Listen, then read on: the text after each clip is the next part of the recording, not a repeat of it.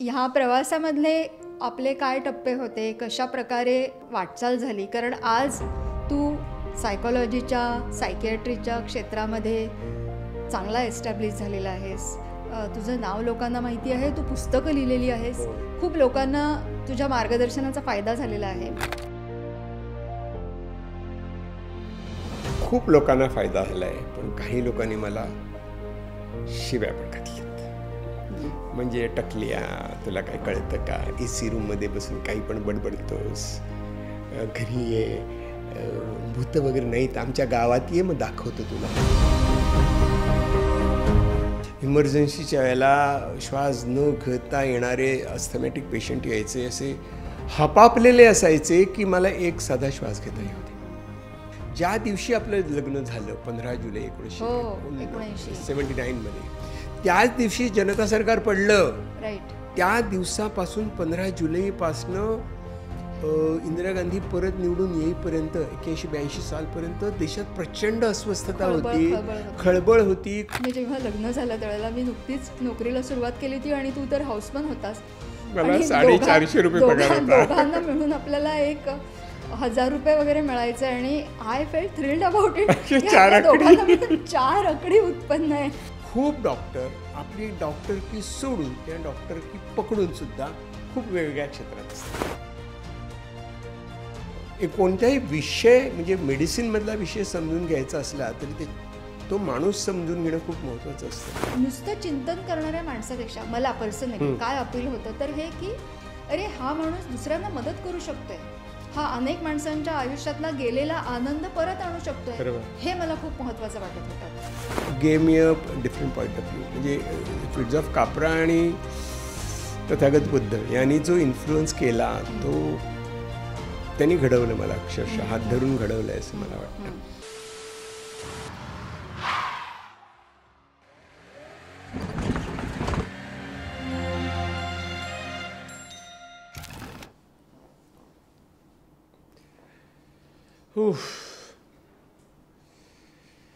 हाय ग, दमले ग बाई मी, अगदी दमले, म्हणजे दमले, थकून गेले. काय झालं तुला एवढं दमायला? काय गो, विचारू नकोस. किती काम, दिवसभर चालूच असतं काम, संपतच नाही. तुला माहिती ना कसं असतं? कसं असतं म्हणजे काय, तुला काय कळत नाही का कसं असतं? सांग तरी. किती काम, एक झालं की दुसरं झालं की तिसरं, चालूच असतं आपलं. विशेष कुठलं काम पण त्रासदायक? अगं हेच घरातली कामं, साफसफाई करा, भांडी घासा, कपडे, कंटाळा येतो, सोडून द्यावं असं वाटतं.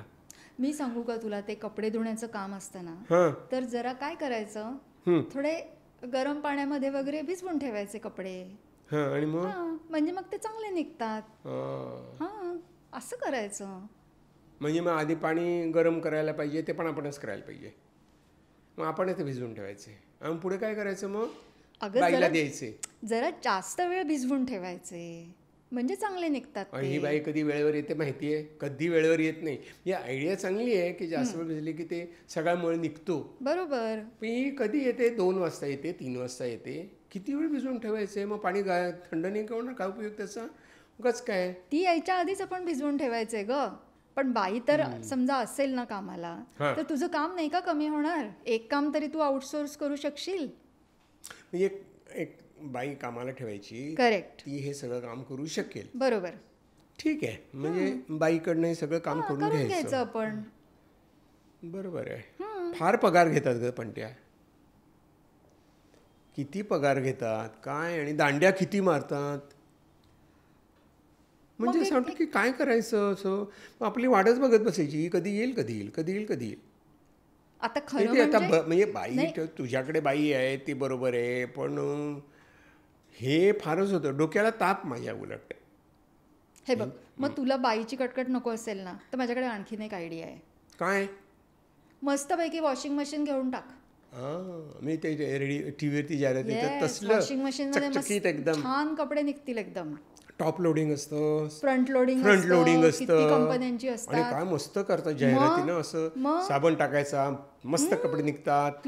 आणि ते फार ओले पण नसतात म्हणे. ओले नसतात. वाळत टाकली की लगेच सुकतात ते. आणि आपण ते किंमत असते ना त्याची, ती आपण हप्त्याने देऊ शकतो. नाही ग, काय माहितीये, ते वॉशिंग मशीन घेतलं की इलेक्ट्रिकचं बिल पण वाढतं म्हणे.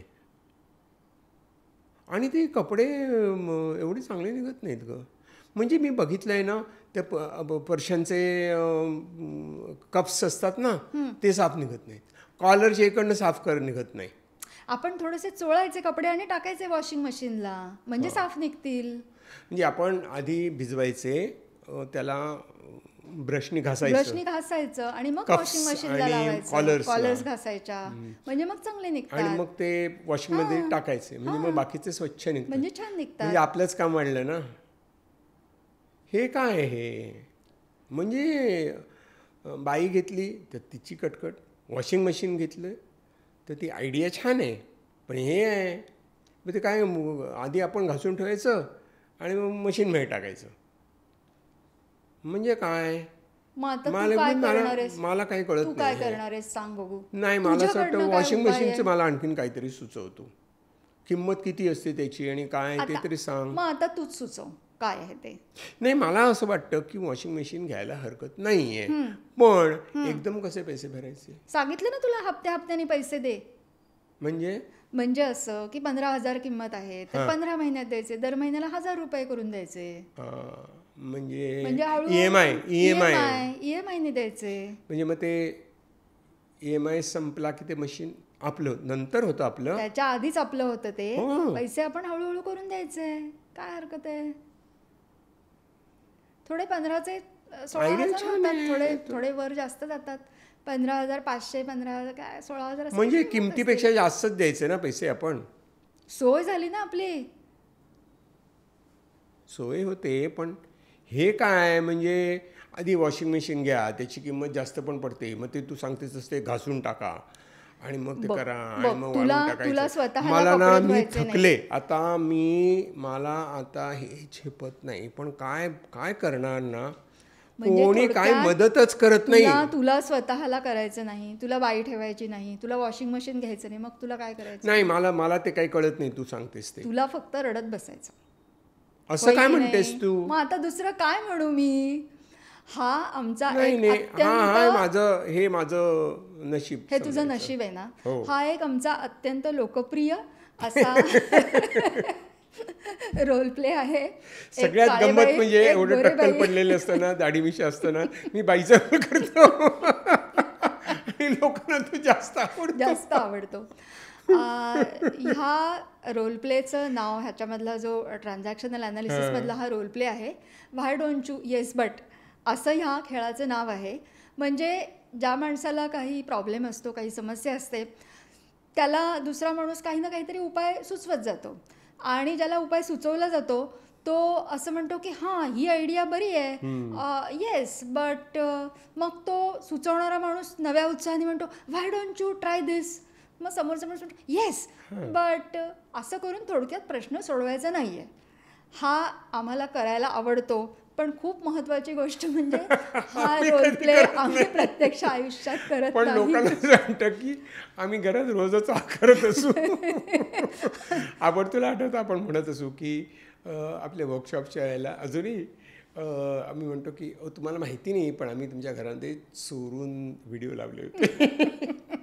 काही लोक घाबरत, हो म्हटलं नाही हो, मजा करतोय, गंमत करतोय असे लावले आणि ते रेकॉर्ड केलं ना, ते तुम्हाला दाखवतो. ज्या प्रकारच्या भन्नाट गोष्टी तू बोलू शकतोस आणि बोलत असतोस, त्याचा तो एक नमुना आहे. नाही, पण लोकांना खरं वाटतं की तुम्ही असं केलं डॉक्टर.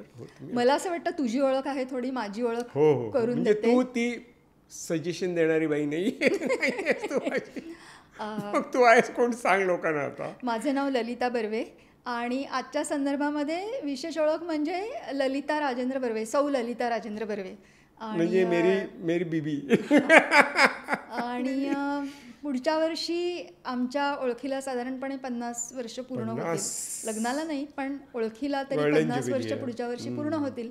तेव्हा ह्या प्रवासामधले आपले काय टप्पे होते, कशा प्रकारे वाटचाल झाली. कारण आज तू सायकॉलॉजीच्या सायकियाट्रीच्या क्षेत्रामध्ये चांगला एस्टॅब्लिश झालेला आहेस. तुझं नाव लोकांना माहिती आहे, तू पुस्तकं लिहिलेली आहेस, खूप लोकांना तुझ्या मार्गदर्शनाचा फायदा झालेला आहे. तेव्हा ह्याविषयी उत्सुकता वाटणं साहजिक आहे की ही तुझी वाटचाल कशी झाली असेल. त्यामुळे ह्या निमित्ताने आपण ह्या विषयावर काहीतरी बोलूया असं वाटतं. पहिला मी एक छोटा डिस्क्लेमर देतो. देऊन टाक. खूप लोकांना फायदा झाला आहे, पण काही लोकांनी मला शिव्या पण घातल्यात.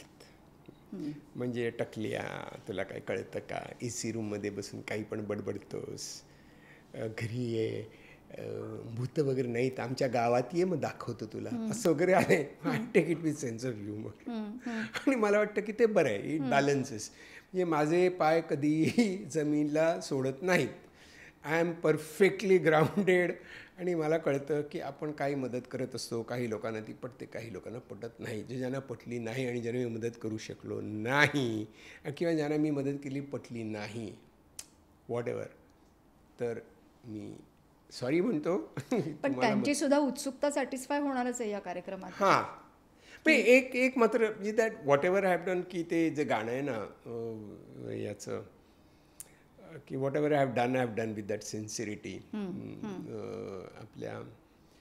आपला आवडता गायक आहे फ्रँक सिनात्राचं गाणं आहे ते.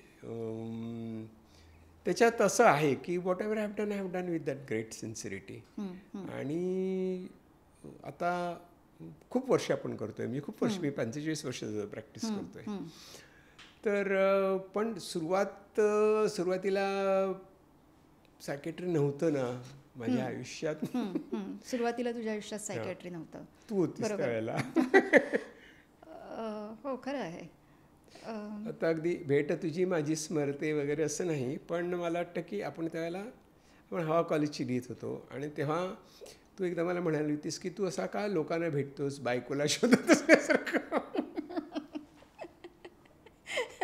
मला म्हटलं अरे असं काय बोलते ही मुलगी.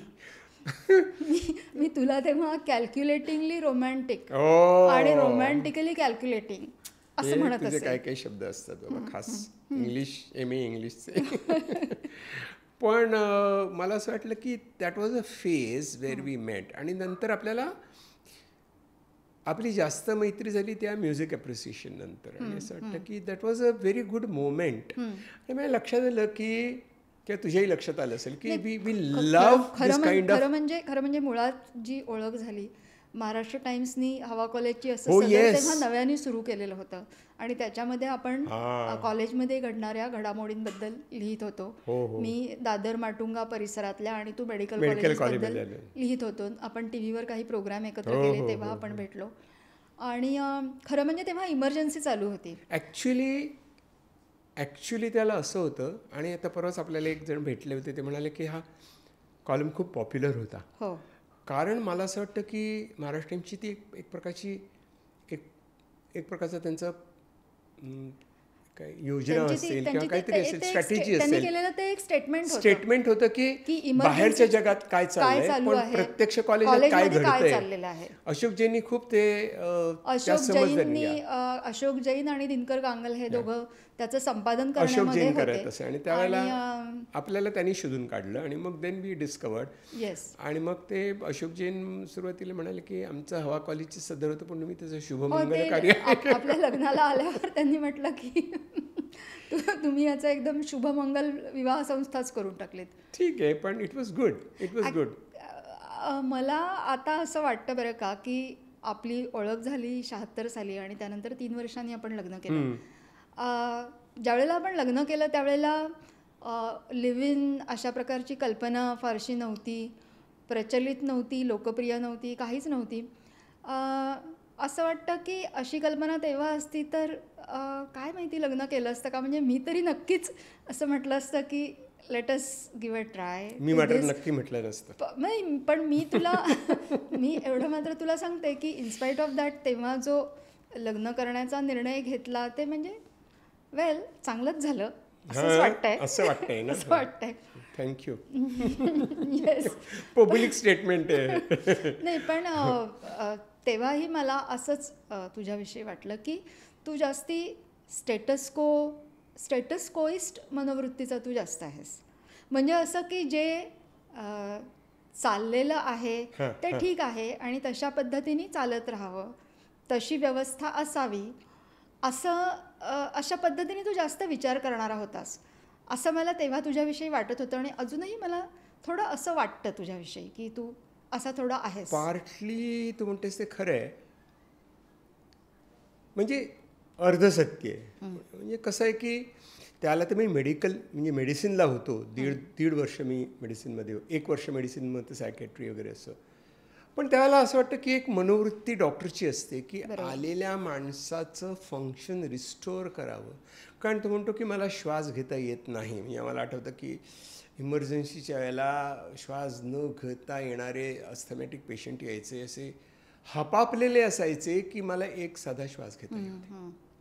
आणि त्याने ती अमायनोफायलिनची ड्रिप लावली की थोड्याने त्यांच्याकडे बघावं, ते तसं ते असं याच्यात बसून थँक्यू असं म्हणायचं. म्हणजे असं वाटायचं की अरे यांना पूर्वीचं जे होतं तिथे त्यांना आपण नेऊन सोडावं आणि त्यांना सांगावं की तुम्ही तिथे राहा, म्हणजे तुम्ही वी आर देअर बट तुम्ही तसे राहा. म्हणून मला असं वाटतं की डॉक्टरांच्यामध्ये असं एक फंक्शन रिस्टोअर करून देणं हा एक लर्निंगचा पार्ट असतो. आणि कधीतरी तो असा become part of your life किंवा पार्ट ऑफ युअर माइंडसेट.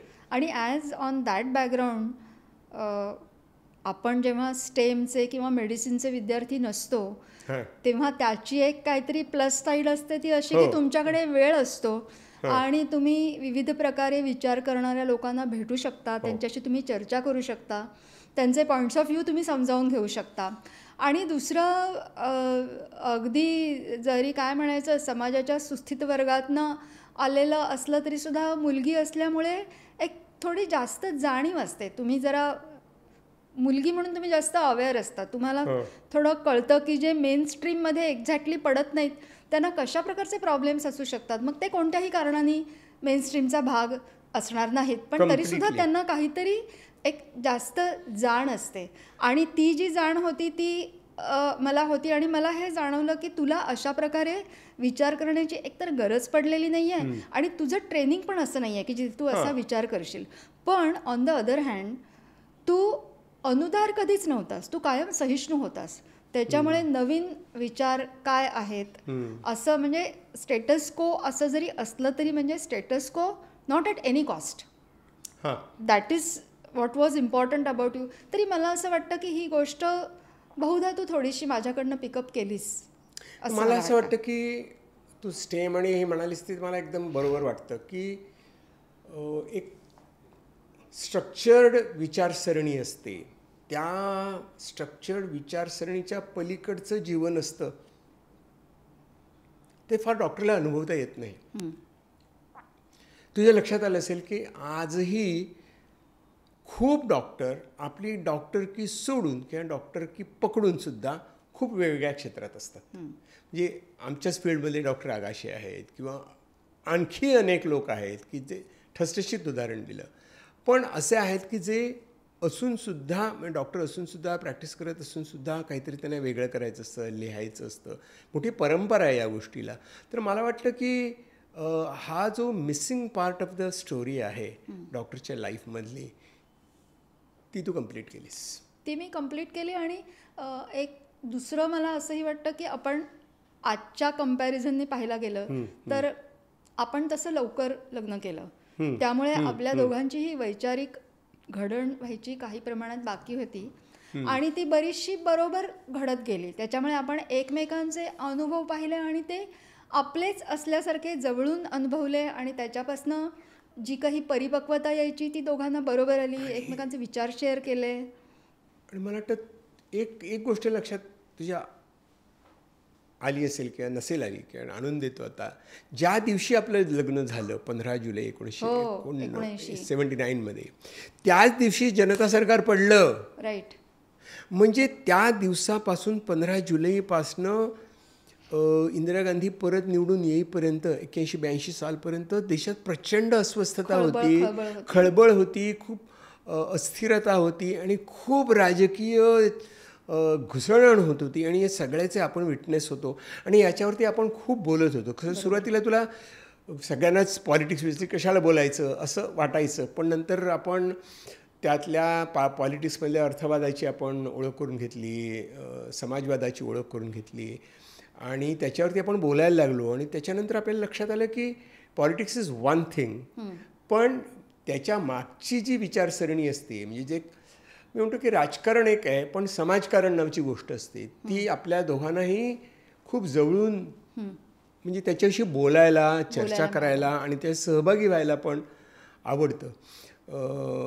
पण हे सगळी गोष्ट घडत असताना मला एक प्रसंग नेहमी आठवतो.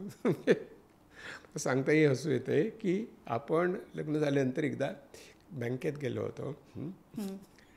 त्यांना आम्ही म्हटलं की we want to have a locker in your bank. कोणीतरी मित्रमंडळीने घरीला घातलं असेल की अरे तुमच्याकडे बँक लॉकर नाही.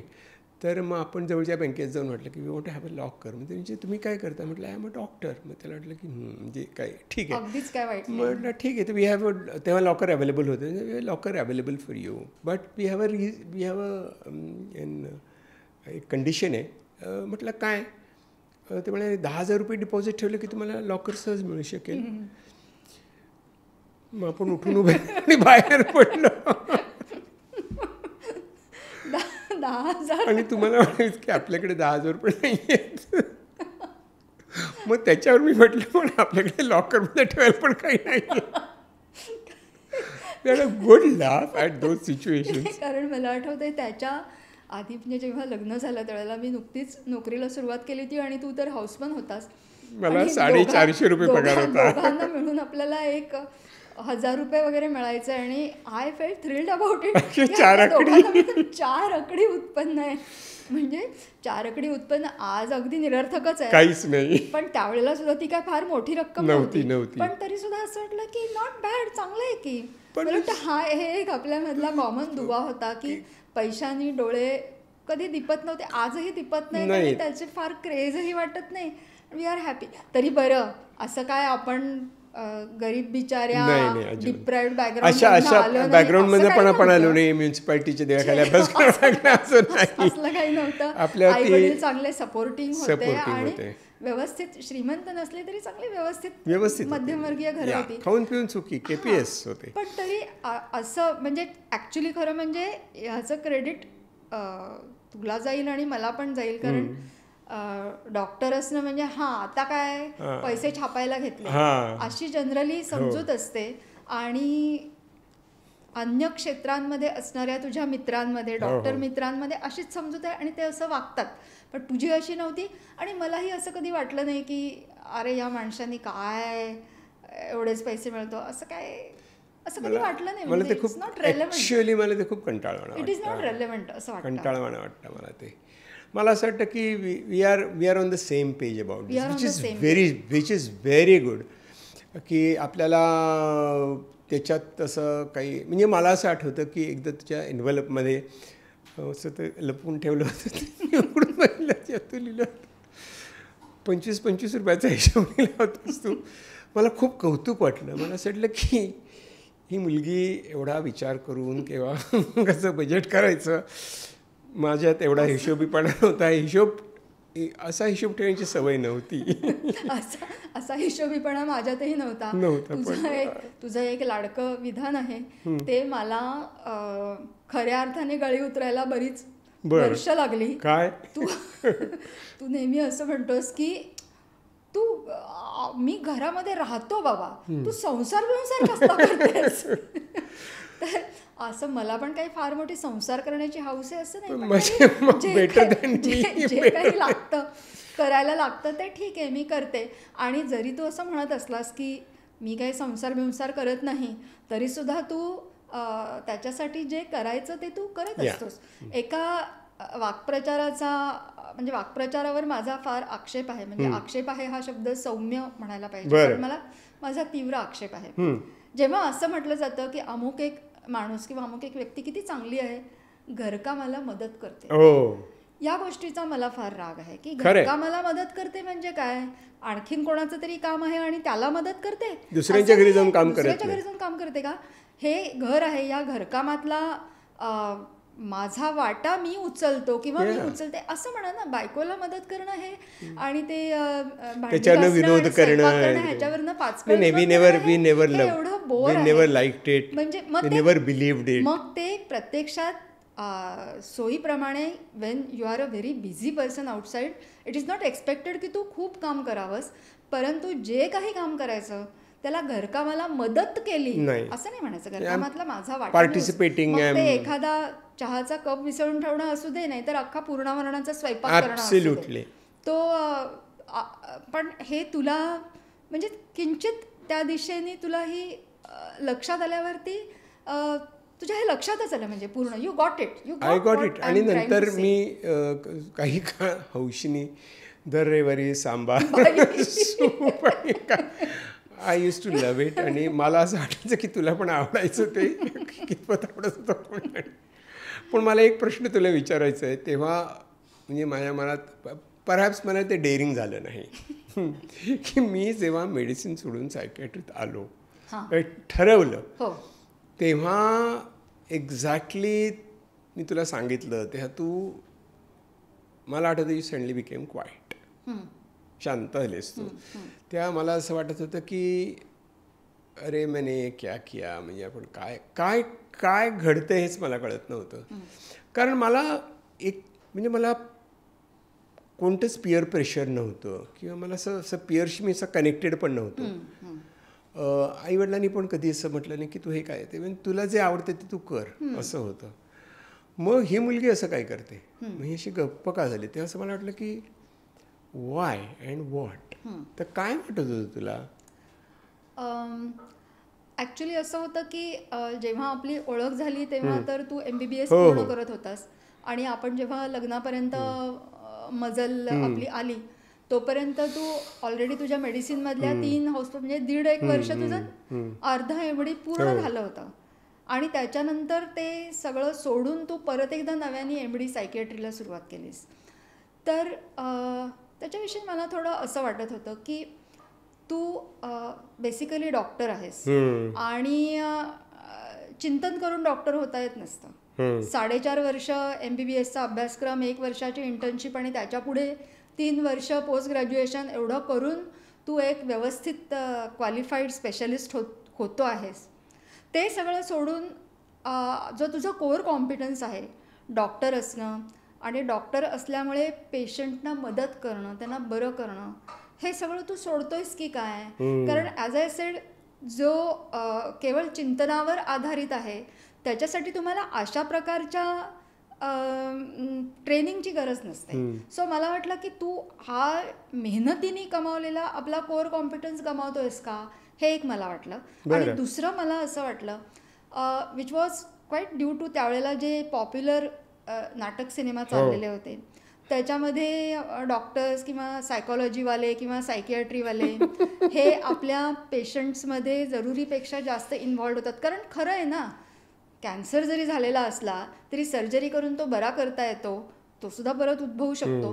परंतु मानसिक रोग जेव्हा अशा प्रकारे परत परत उद्भवतात तेव्हा त्यामध्ये ते ट्रीट करणारा माणूस जरुरीपेक्षा जास्त गुंततो का, आणि मग त्याच्यामुळे त्याला त्रास होतो का, आणि मग तो त्रास पुढे त्याच्या पर्सनल आयुष्यात झिरपत जातो का, ह्या सगळ्या गोष्टी होत्या त्या ओन्ली टाईम कुड टेल इट. पण आणि लवकरच म्हणजे फार वेळ पण नाही लागला. ह्या माझ्या दोन्ही शंका दूर झाल्या. पहिली गोष्ट म्हणजे मला असं वाटलं की तू सायकियाट्रिस्ट झालास तेव्हा मला असे सायकियाट्रिस्ट माहिती आहेत, तुझेच मित्र असणार आहे, की ज्यांना सायकॉलॉजीतला सुद्धा माहिती नाही, ते फक्त औषधं देऊन ट्रीट करतात. पण तुझ्यासारखे डॉक्टर्स असतात ते अशा प्रकारे मेडिसिन बेस्ड आणि प्लस काउन्सिलिंग अशा दोन्ही गोष्टींचा योग्य प्रमाणामध्ये उपयोग करून म्हणजे कोर कॉम्पिटन्स गमावत नाही आहेस, त्याच्यामध्येच आहेस. So that is good. कारण मला असं वाटतं की नुसतं चिंतन करणाऱ्या माणसापेक्षा मला पर्सनली काय अपील होतं तर हे की अरे हा माणूस दुसऱ्यांना मदत करू शकतोय, हा अनेक माणसांच्या आयुष्यातला गेलेला आनंद परत आणू शकतोय, हे मला खूप महत्त्वाचं वाटत होतं. ती एक गोष्ट होती.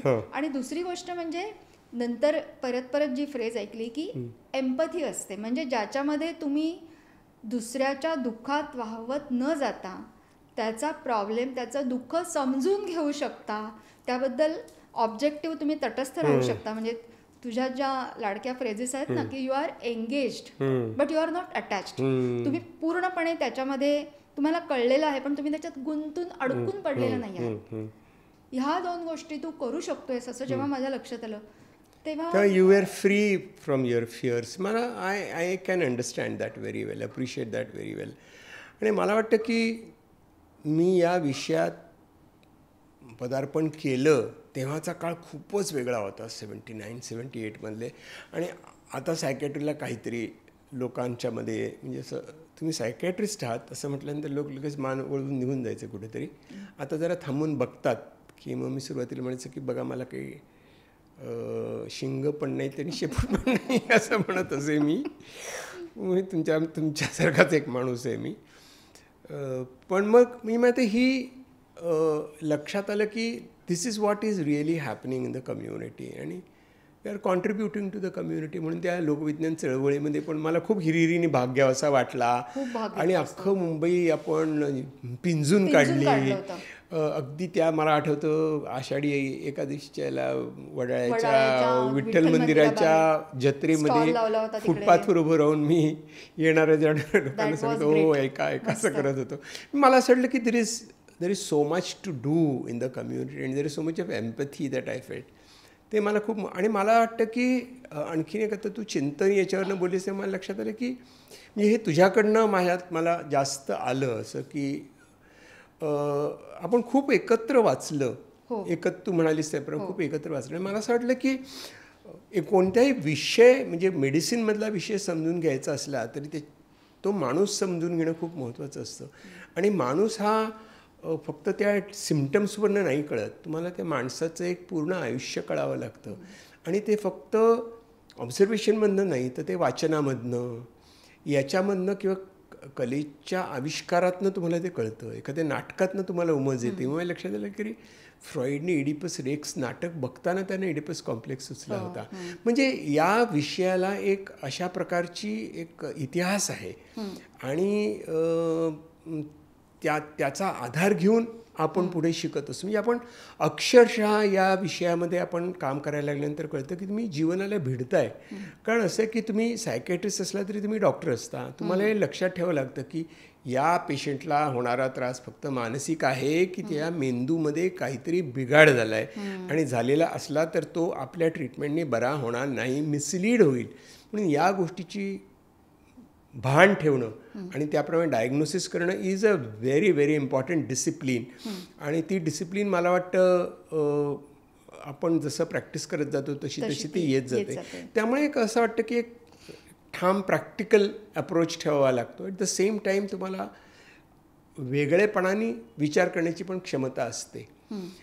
आणि मला वाटतं त्या बाबतीत आपण जे काही बोललो आपण खूप एकत्र वाचलं. म्हणजे पु ल देशपांडे वगैरे वाचलेच पण पी.जी. वुडहाऊस मी तुला इंट्रोड्यूस केलं असं मला वाटतं. आणि आपण we read it a lot. In fact आपल्या मुलीच्या जन्माच्या आल्या तेव्हा ती ॲडमिटेड इन द वॉर्ड. ती अनमिस्टेकेबल आठवण आहे की अगदी म्हणजे जेव्हा असह्य झालं मला ऐकणं तेव्हाच ते थांबवलं. नाहीतर we were laughing reading up. आणि ते शेवटपर्यंत आपण वुडहाऊस वाचत. We just love Wodehouse. आणि नंतर मी कॅश पण आपण खूप एकत्र वाचलं, खूप आवडलं आपल्याला. नंतर मला असं वाटतं की हे आपण बरोबर एकत्र वाचू शकलो आणि एकत्र आनंद घेऊ शकलो. त्याचे बारकावे एकमेकांना सांगू शकलो भाषेतले किंवा त्या वुडहाऊस वाचत असताना त्या सिच्युएशनमधले, त्या कल्चरमधले, त्यातली जी एक नाटकीपणा होता किंवा त्यातलं जे एक सॅटलनेस न्यूअन्सेस होते ते खूप मजा आपल्याला कळलं की हे काय चाललं आहे. नंतर एकदा मला कुठच्या तरी एका वुडहाऊसच्या कादंबरीमध्ये तो एक कोणीतरी कॅरेक्टर म्हणतो गांधी माय फूट. तेव्हा मला खूप राग आला. बर्टी वूस्टरच बहुतेक म्हणाला असेल, दुसरं कोण म्हणणार असेल. पण by then I read complete Wodehouse आणि आय स्टॉप रीडिंग वुडहाऊस.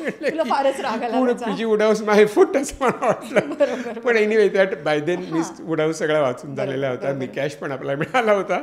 त्यामुळे आपल्याला मी कॅश पण खूप एकत्र वाचला. नंतर मला असं वाटतं की तुझ्याकडनं हे वाचनात शिकलं. जी ए कुलकर्णी पण आपण खूप एकत्र वाचला. आणि म्हणजे वाचता वाचता भरून येणं. अगदी कविता कसं नुसतं वाचताना वाटणं. आपण त्यावेळेला खानोलकरांवरती कार्यक्रम केला होता, तो अतिशय सुंदर झाला होता आणि तो अविस्मरणीय अनुभव आहे. कारण आपल्याला कळत नव्हतं, पण आपण एक we are producing an event, दोघांनी मिळून केलं होतं आणि आपल्याला खूप छान सपोर्ट मिळाला पार्लेकरांचा. आणि आपण ते केलं होतं, नक्षत्राचे देणे असं त्याचं नाव दिलं होतं. आणि ते वाचता गमत म्हणजे झीवाल्यांचं नक्षत्रांचे देणे त्याच्यानंतर आला.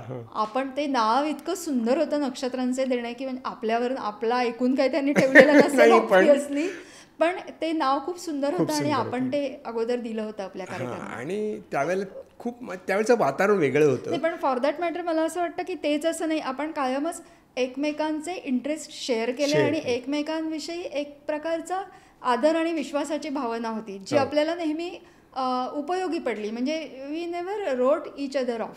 हे मला जास्त कधी वाटलं, मी तुला सांगते, आजकालची तरुण मुलं जेव्हा पेरेंट्स बनतात तेव्हा कधी कधी मुलांना वाढवताना असं होतं, म्हणजे मला त्यांच्यावर टीका करायची नाही किंवा मला कमेंटसुद्धा करायची नाही खरं म्हणजे त्यांच्यावर कोणत्या प्रकारे.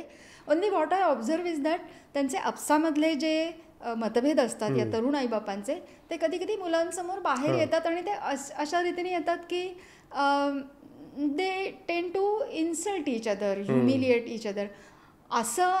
असं आपण जर आपली आपसामध्ये जर काही मतभेद असतील, भांडणं असतील किंवा काही असेल तर ते मुलांच्या समोर बाहेर नाही येणार. त्याच्यामुळे मुलांना म्हणजे मुलं आजही आपल्याविषयी बोलताना आई किंवा बाबा असं स्वतंत्र म्हणणं, आई बाबा असं जोडीने नाव घेतात. तर मी त्यांना कधी कधी म्हणतो की असं काही नाही, आई बाबा म्हणू नका, मी एक बाबा स्वतंत्र माणूस आहे आणि ती एक स्वतंत्र व्यक्ती आहे असं आम्ही म्हणतो.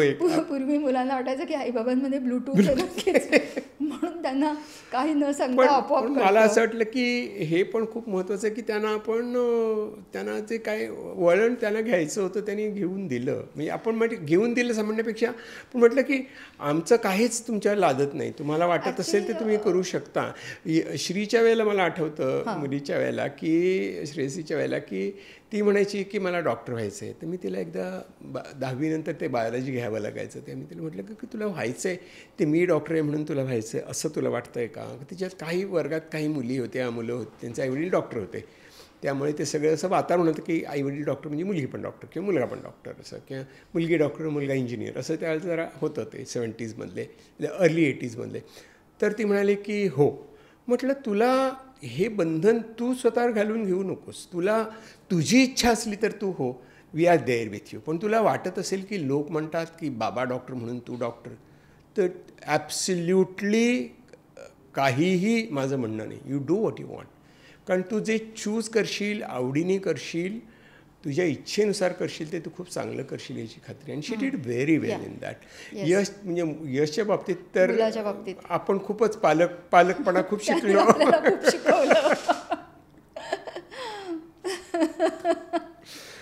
विवेर म्हणजे असं मग आपल्याला हळूहळू लक्षात आलं की त्याला हवी तशी घडवली त्यांनी. सुरुवातीला ते काय BMM करून मग नंतर पुढे FTIमध्ये जाऊन मग त्याच्यानंतर लंडन स्कूल ऑफ इकॉनॉमिक्स आणि मग finally PhD from UK in digital humanities. म्हणजे त्यांनी हे did what he wanted to do. Actually मला ना ह्या बाबतीत असं फार वाटतं, विशेषतः पेरेंटिंगच्या बाबतीत. एक तर पहिली गोष्ट म्हणजे मी कधीच, मला असं वाटत नाही की आपण कोणी ह्या विषयावर दुसऱ्यांना सांगू शकतो. पण मला एक मात्र गोष्ट नक्की वाटते की काही ढोबळ फक्त आडाखे असतात. म्हणजे काय, you discipline children with love or love with discipline वगैरे वगैरे. पण त्या 19-20 इकडे तिकडे 19-20चा फरक असतो. पण त्या पलीकडे जाऊन ज्यानी त्यांनी ना आपलं ठरवायचं असतं, आपण कसे आहोत आणि आपली मुलं कशी आहेत. There is no one size fits all. म्हणजे तुम्ही मुलांना जास्त डिसिप्लिननी वाढवणार आहात आणि त्यांना जबाबदार नागरिक करणं हीच तुम्ही तुमची जबाबदारी मानता, जी नो डाऊट आहेच, शंकाच नाही, का तुम्हाला ती कसं बघता तुम्ही आपल्या मुलांकडे. सो मला असं वाटायचं आणि नंतर माझ्या असं लक्षात आलं की आपण हे शेअर करतो आहोत की आपल्या मुलांना काही आपल्याकडे ॲप्लिकेशन केलेलं नव्हतं की आम्हाला जन्माला घाला. आपण आपल्या आनंदासाठी मुलांना जन्माला घातलेलं आहे आणि आपण त्यांना आपण जास्ती सांभाळून घेतलं पाहिजे. म्हणजे फालतू भिकार लाड करावेत असं नाही, अजिबातच नाही. परंतु मुलांकडे बघण्याचा दृष्टिकोन एक थोडा सॉफ्टर असतो की मला माझे मुलांचे लाड करू देत बाबा. खलील जिब्रानची एक मुलांवरती खूप छान कविता आहे. त्याच्यामध्ये तो असं म्हणतो की they don't belong to you, they come through you. Yes yes, ते एक स्वतंत्र व्यक्ती म्हणून जन्माला येतात. They happen to be your children. ते खूप, ते मला वाटतं की आपण ह्याच्याशी सगळेजण सहमत होतीलच असं नाही, पण हा माझ्यापुरता आणि आपल्यापुरता तरी हा निश्चितच. आणि काढला. मगाशी पण तू म्हणत होतीस त्याप्रमाणे मला असं वाटतं की एक फॅक्टर तू म्हणस की जर वेगळेपण आहे तुझ्या माझ्यात आहे, ते असणारच, माणूस म्हणून, स्त्री म्हणून, पुरुष म्हणून. पण मला असं वाटतं की एक खूप महत्त्वाची गोष्ट तुझ्याशी बोलताना खूप पूर्वी लक्षात आली की differences are differences. It's not a hierarchy. It's not hierarchy. आणि it is not judgmental in nature. हे रिअलाईज होणं खूप महत्त्वाचं आहे. आणि त्याच्याकरता शेअरिंग, कम्युनिकेशन हे महत्त्वाचं आहे. आणि ते करत असताना एकमेकांना आपण घडवत असतो, एकमेकांना काहीतरी सांगत असतो, ऐकवत असतो. पण आपल्याला आठवतं की एक आपण तरीसुद्धा काही गोष्टी अशा असतात की ज्या एकमेकांच्या पटत नाहीत. त्याचे आपले त्याच्यामध्ये उदाहरणार्थ मी हे वाक्य आहे ना, ते एका प्रसिद्ध न्यायाधीशांनी म्हटलेलं होतं की आय जज but I am not judgemental. So त्याच्यामुळे आय स्टार्टेड थिंकिंग आणि मला त्या वाक्याचे अधिकाधिक अर्थ पर्सनल आयुष्यात पण कळत गेले. उदाहरणार्थ विनोद, हसने की चाहने कितना मुझे रुलाया है. खरोखरच मला असं वाटतं की तू जे विनोद सांगतोस ते नाही बाबा येत मला हसू, आता काय करू. पण तरीसुद्धा इट इज आय जज फॉर मायसेल्फ की मला नाही येत हसू, but I am not being judgemental about you. मला महत्त्वाचं हे वाटतं की ह्या गोष्टीने त्याला किती आनंद मिळतो. कारण मला खूपदा असं वाटतं की तू पेशंटशी बोलून किंवा पब्लिक कार्यक्रम करून तू थोडा do you little play to the gallery. नाही असं नाही, एकतर तुला नाटकं करायला, नाटकीपणा करायला आवडतो, प्ले टू द गॅलरी करायला तुला आवडतं. नाही, प्ले टू द गॅलरी म्हणण्यापेक्षा मला ना असं वाटतं की there has to be the communication between. माझं शेप खूप या प्रोसेसमध्ये झालेलं आहे की जे आपण बोलत असतो तेव्हा एम्पॅथिक अंडरस्टँडिंग खूप महत्त्वाचं असतं. आणि ते वेळेला असतंच असं नाही. आपल्याला की काय बोलतोस असं पण वाटत असतं, पण त्यावेळेला आपण असं बोलत नाही, या टोनमध्येही बोलत नाही, असे एक्सप्रेशन्स पण नसतात. ते आपण तसं I understand where it comes from असंच मी म्हणत असतो. आणि त्यामुळे मला वाटतं की it is some people find it very fun. म्हणजे इतक्या विचित्र गोष्टी ऐकलेल्या आहेत आणि त्यातनं मला वाटतं की काही का असेना काहीतरी विसंगती दिसली, ज्याला मी मोकळेपणाने हसू शकतोय. असं कसं, असं काही न म्हणता, म्हणजे कोणासमोर हसू नये, पेशंटसमोर हसू नये, हा नियम मला सर्वसामान्यपणे पाळावा लागत नाही. आणि त्यामुळे मला वाटतं मी बरोबर असतो. आणि मला वाटतं की तुला तो सेन्स ऑफ ह्युमर तुझा नाही आहे, तुला फार सिलेक्टिव्ह आहे, असं माझं मत आहे. जेन्युइनली हसू येत नाही तर मी तरी हां, ठीक आहे, आय डोंट जज यू. पण काही गोष्टी अशा वाटतात की आपले की तुला हे पटायला पाहिजे. म्हणजे ताराबाईंना हे पटत नाही असं मला वाटतं. एक्सप्लेनेशन द्यायला पाहिजे. आपले खूप मित्र म्हणतात की ताराबाई कुठे आली. तर एक कमल पाध्ये या प्रभाकर पाध्ये हे थोर विद्वान, विचारवंत आणि लेखक होते. त्यांच्या पत्नी कमल पाध्ये, त्यांनी बंध अनुबंध या नावाचं एक फार सुंदर आत्मचरित्रात्मक पुस्तक लिहिलेलं आहे त्यांच्या दोघांच्या सहजीवनाविषयी. आणि त्याच्यात त्यांनी S.M. जोशींचा उल्लेख केलेला आहे. S.M. जोशी आणि त्यांची पत्नी ताराबाई. तर S.M. जोशी कमल पाध्ये यांच्याकडे यायचे आणि म्हणायचे हे असं आहे, ते तसे, हे बरोबर आहे की नाही, ते बरोबर आहे की नाही. मग ताराबाई असं का म्हणते? जे असेल त्याला ताराबाईचा कंकरन्स असणं महत्वाचं आहे. कंकरन्स असणं महत्वाचं आहे. तसं आपण कधी कधी एकमेकांची ताराबाई होतो. It is okay. पण मला वाटतं की that brings some humour in our life. की ताराबाईला पटत नाही, ठीक आहे, नको पटू दे. मला वाटतं की हे it's a kind of sharing, walking together, असं ते लाईफ अनफोल्ड होत चाललं आहे. म्हणजे थोडक्यात मला असं वाटतं की बऱ्याच काही गोष्टी मुळातच कॉमन होत्या, काही ओव्हर द पिरियड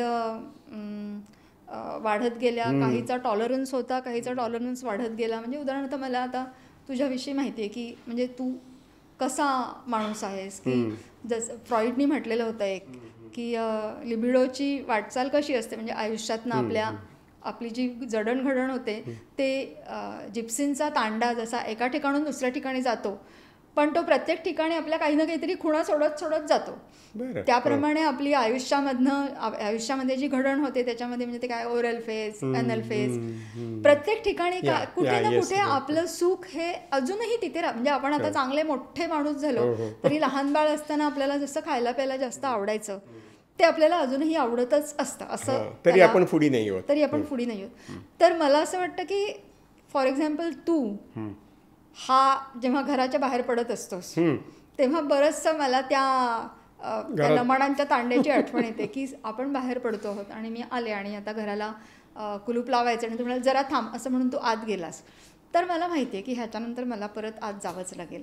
मला सर्व खोल्यांमधले दिवे, पंखे, दरवाजे, कुठले स्विचेस, त्याच्यानंतर गॅसचा नॉब, हे सगळं सगळं सगळं चेक करावं लागेल हे मला माहिती आहे. सो त्याच्याविषयी माझं काही म्हणणं नाही. ठीक आहे, असतं असं शोभून दिसतं तुला. थँक्यू. हां, कारण all sed and done it's life is party with you. असंच एक मला वाटतं की माझ्यात एक असं आहे की I just flow. You flow. आणि बोलायला लागलो की I mean a flow state असं वाटतं मला. आणि दॅट फ्लो स्टेट भले कधी वाहवत जात असेल. भले म्हणजे मी एका बाबतीत नक्कीच वाहत जातो. तो म्हणजे मी एक लेखक पकडला की त्याला कुठून काढतो. अशा रीतीने मी खूप वर्ष वाचत होतो. थोडं कमी झालं आहे वाचन, पण मला आठवतं की माल्कम ग्लॅडवेलनी मला असे भुरळ घातली. मी अख्खा ग्लॅडवेल वाचला, रिचर्ड वाईसमनचं सगळं वाचलं मी, कॉलॉजी वाचलं, नंतर फ्रॉइड तर अर्थातच, युंग पण वाचलं, आणि नंतरही सतत आपण वाचत राहत असतो. पण जसं मला आयुष्यावरती माझ्या खूप मोठा इन्फ्लुअन्स केलेला म्हणजे फ्रिट्झ ऑफ काप्रा, ज्याने द ऑफ फिजिक्स लिहिलं. तर मला इतकं ते भावलं की मी सगळा काफ्काच काप्राच वाचायला सुरुवात केली आणि काफ्का पण वाचला. काप्रा पण वाचला, हो आधीच वाचला होता. पण फ्रिट्झ ऑफ काप्राने completely gave me a different point of view. म्हणजे फ्रिट्झ ऑफ काप्रा आणि तथागत बुद्ध यांनी जो इन्फ्लुअन्स केला तो त्यांनी घडवलं मला, अक्षरशः हात धरून घडवलं आहे असं मला वाटतं. आणि खूप जगात मनातले, माझ्या आपल्यातले किंवा आपल्या संस्कारातले खूपसे प्रश्न बुद्धांनी आणि काप्रांनी सोडवले. आणि त्यात तू पण सहभागी व्हावंस असं मला वाटतंय. मला असं वाटतं की तू म्हणतोस त्याप्रमाणे तू एखादा लेखक धरलास किंवा एखादी थिअरी धरलीस किंवा एखादा विचार धरलास की तू त्याच्या मागे जातोस. आणि मला विशेष हे वाटतं की अशा रीतीने तू जेव्हा जातोस त्याच्याबरोबर तेव्हा तू कधी असं वाटतं की त्या विचारात माणसं वाहून गेली की व्हल्नरेबल होतात का, किंवा त्यांना दुसरं काही दिसेन असं होतं का. तर तू इव्हेंच्युअली त्यातनं बाहेर येतोस. तोपर्यंत तू त्यात जे काही आत्मसात करण्यासारखं असतं ते पूर्णपणे केलेलं असतंच. आणि मग नंतर ते तसंच ठेवून तू नव्या अनुभवाला मोकळेपणाने नव्या गोष्टीकडे बघतो. ते जे म्हणजे काय म्हणायचं, तू यू आर अ डुअर असं मला वाटतं. ते करण्याचं करेज आहे, आपल्या भावनांना सामोरं जाण्याचं करेज आहे त्याच्यामध्ये, आणि उत्साह आहे. आणि ते मला शिकवलं विपश्यनेनी असं वाटतं. आणि it has been going on. मला वाटतं आपण शोळप्याच्या गप्पा मारतोय ते किती वेळ आपण नवरा बायको म्हटलं तर एक अक्षरही बोलत नाहीत एकमेकांशी, मला तोंड बघायचं नाही असं पण म्हणतात, किंवा म्हणतात की नाही आपण बोलत राहूया, बोलूया सांगितलं म्हणजे तारावीनं पटवलं पाहिजे असं वाटतं. तसं आपण करतो. तर आय थिंक आता थांबूया आपण. खूप मजा आली गप्पा मारायला नेहमीप्रमाणे. तर अपेक्षा आहे आणि ती रास्त अपेक्षा आहे आपली.